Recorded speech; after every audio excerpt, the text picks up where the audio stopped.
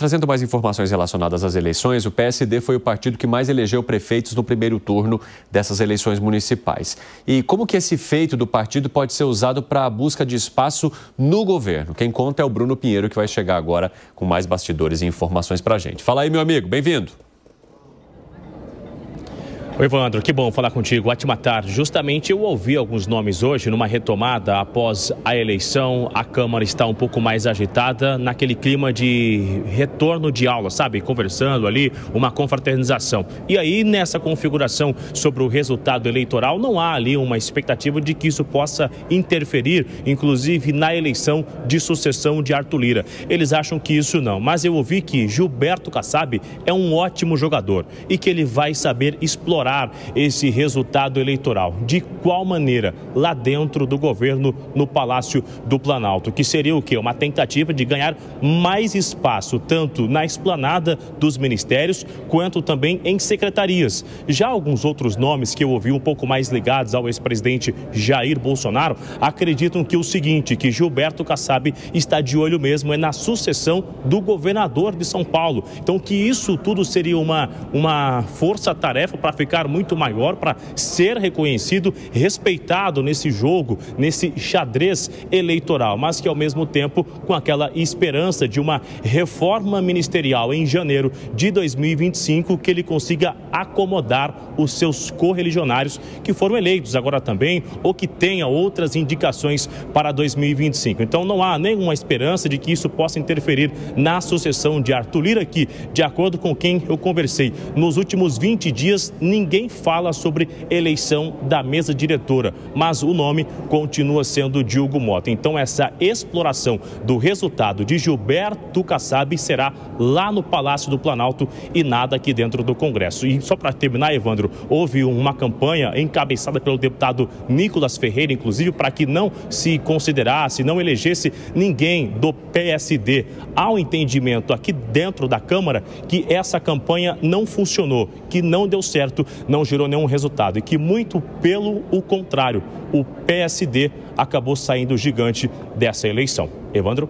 Exatamente, Bruno Pinheiro. Obrigado pelas informações. Inclusive, eu quero trazer outros detalhes para vocês sobre a maneira como a direita se comportou nessas eleições e também mostrando que há aí, um número de prefeituras recorde em comparação com os últimos anos que esse espectro político consegue alcançar. Então, se a gente olhar desde 1996, a gente tem aqui, no caso de 2000, 2000 foram 2.700 prefeituras. Aí, esse número aqui chama a atenção à época. Depois desse resultado, o maior número foi justamente agora em 2024, com 2.600 prefeituras. Esse número ele foi se alterando um pouco ao longo dos anos, chegando a 2.300, 1.900 lá em 2012, voltando a crescer, chegando a 2,5 em 2020, mas agora há um número expressivo. E se a gente olhar para os partidos da esquerda, aí houve uma redução em relação aos últimos anos, porque esse número já chegou a 1.500 lá em 2012 e agora está em cerca de 700 prefeituras em 2024. Então,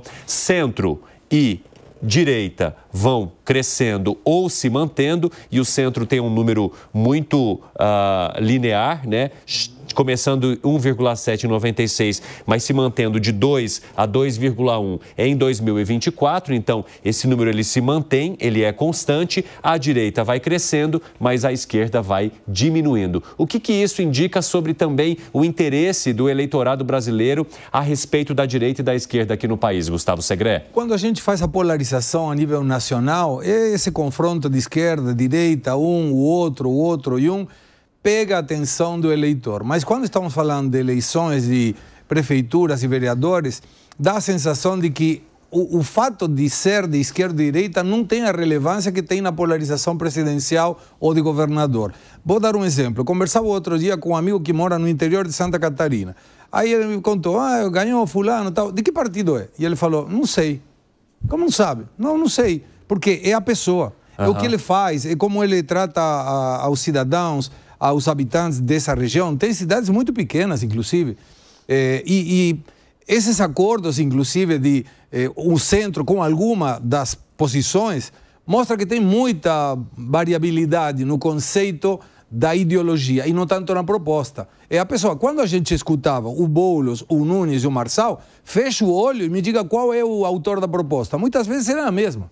A diferença é como implementava. Então, nas prefeituras, sobretudo no interior, me parece que é mais a pessoa que a ideologia. E o centro evita a polarização. Me parece que uma família que tem discussões sobre partidos do centro não briga tanto quando tem um de esquerda e um de direita. Agora, Piperno, o que você acha do que está acontecendo, que houve essa diminuição sobre o poder das prefeituras, né, ou sobre as prefeituras da esquerda aqui no país? São várias coisas. Bom, primeiro que se a gente pegar o primeiro ano desse gráfico, em 1996, esquerda e direita não mudaram praticamente nada, né? O que houve foi uma oscilação no meio, especialmente durante o auge do período Lula, né? Foi quando a esquerda teve mais prefeitos. E aí a direita um pouco menos. Passado aquele período, voltou-se então a acomodação do que era lá atrás. Na verdade, historicamente, a direita brasileira ela é mais capilarizada pelo país todo. A esquerda, em muitos momentos, ela se concentrou em redutos, especialmente em cidades grandes, mais aqui na parte litorânea. Você pega a cidade de São Paulo, você pega o Rio. Então, há quem defenda a tese de que uma coisa é o eleitorado do litoral até Campinas. A outra coisa é de Campinas para lá, avançando para o centro-oeste, norte. Você pega, por exemplo, o interior de Minas Gerais, região oeste de São Paulo, desce Paraná, Rio Grande do Sul, Santa Catarina. São regiões de perfis socioeconômicos e ideológicos muito parecidos, inclusive, e lá não oscila muito, né? Então, eu acho que é normal esse quadro que a gente está vendo. Repito, ele reflete exatamente o que era lá atrás, em 1996, e para a esquerda, o que há de preocupante, além de tudo isso, é que está havendo também uma notória falta de renovação de quadros. Você vê essa normalidade também que o... Não, eu vejo que a direita cresce bastante e furou a bolha. Para falar a verdade, enquanto movimento político, a direita, ela toma o poder pós-redemocratização em 2018 com Jair Bolsonaro. Ali você tem uma direita clássica, livre mercado, reafirmação de valores conservadores. Até então era pseudo-direita, né? Mas o porque PSDB chamar PSDB... Não, PSDB é centro-esquerda, né? E aí, numa briga entre a esquerda, o PSDB era jogado à direita, mas o PSDB é claramente um partido de centro-esquerda que fez algumas concessões liberais, num momento específico da nossa história, depois ali do governo Collor, e aí depois do governo Itamar com Fernando Henrique Cardoso. Agora, Evandro, por que a direita cresce bastante? Porque oferece soluções a problemas concretos e reais. Segurança pública, saúde, educação. Enquanto a esquerda hoje, o que ela está preocupada? Ideologia de gênero, linguagem neutra e banheiro unissex. Aí você pergunta para o pobre lá no ponto de ouro. Não. Eu pergunto o seguinte, mas a linguagem da esquerda é preocupada com isso, ela está se perdendo. Mas você acha que a eleição municipal não tratou de segurança pública, por exemplo, Piperno? Ela trata enganando, porque ela não vai ter poder de polícia, efetivamente. Mas tem a guarda municipal. A Guarda Municipal não está armada por aí, não está exercendo esse poder de polícia, né? Agora, Zé Maria Trindade, como é que você avalia essa mudança aqui nesse perfil, principalmente nesse ano de 2024? Olha, eu acho que não houve mudança de perfil. Até deputados aqui de esquerda mesmo, até a presidente do PT, Gleisi Hoffmann, fala isso. O Brasil é conservador, a maioria do Brasil é de direita. Mas o que acontece até hoje é o que o Alan fez perfeitamente, apresentar a esquerda o que não é esquerda. Aquela história de falar que o Fernando Henrique enfim, de direita, e o PT falava do Fernando Henrique como se fosse uma direita e que ele odiava aquilo, ele não gostava daquilo e mesmo assim o PT apresentava e as pessoas acreditavam que o Fernando Henrique, o PSDB, era de direita, que esquerda era o PT, né? Na época não existia PSOL, né? PCdoB e tal. Essa é a realidade. Então, não houve mudança, o que houve foi um clareamento. Hoje, todo mundo sabe quem é direita e quem é esquerda. Aquela história de social-democracia do PSDB, aquilo não cabe mais. O eleitor sabe agora quem é a esquerda e quem é a direita. A esquerda tem um grupo importante, firme, a direita tem um grupo também um pouco maior do que a esquerda, e o centro que decide. Para onde ele vai, aí vai a maioria.